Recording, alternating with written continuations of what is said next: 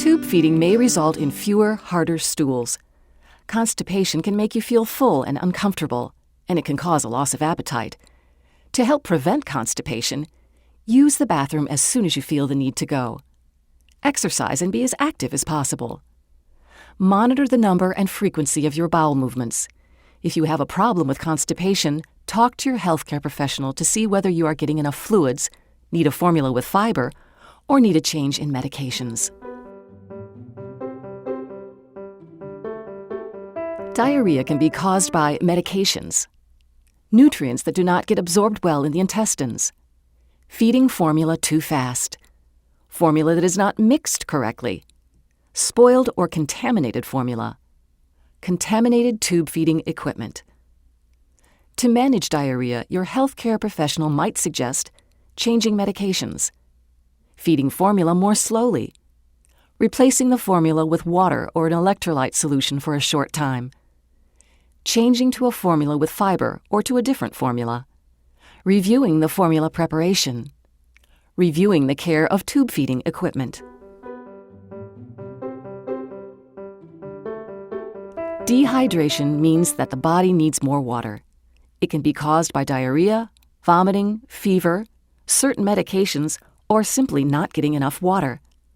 Some signs of dehydration are increased thirst, dry lips, dry and warm skin, rapid weight loss, weakness, fever, small amounts of dark, strong-smelling urine. To prevent dehydration, take extra water after or between feedings as prescribed by your healthcare professional. Ask your healthcare professional whether your medications can cause dehydration. Call your healthcare professional if you have a fever or diarrhea. Ask if you should take more water or change the feeding schedule or formula. If fever or diarrhea continues, call your healthcare professional. If your feeding tube gets clogged or blocked, attempt to unclog by flushing with 20 to 30 milliliters of warm water. Confirm the precise amount with your healthcare professional. If you still cannot clear the clog, call your healthcare professional. The feeding tube will have to be replaced if it cannot be unclogged. If your feeding tube is partially out of place, do not use the feeding tube.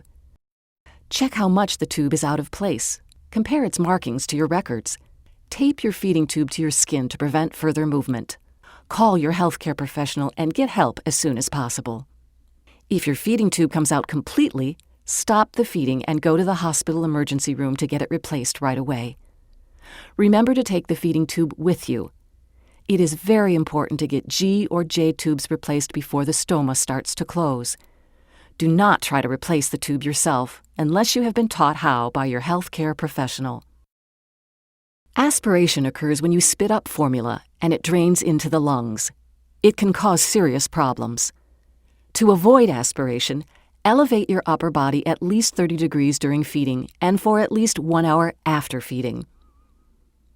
You should call your healthcare provider if you have an upset stomach for more than 24 hours. Generally speaking, you should call 911 and then contact your healthcare professional anytime you choke or have trouble breathing. It's important to keep track of all medications you use, along with the amount of any extra water you take in. Write this down every day in a notebook or diary to share with your healthcare professional. Always follow your healthcare professional's instructions and ask questions. Leave nothing to chance. Make sure you understand every aspect of your care.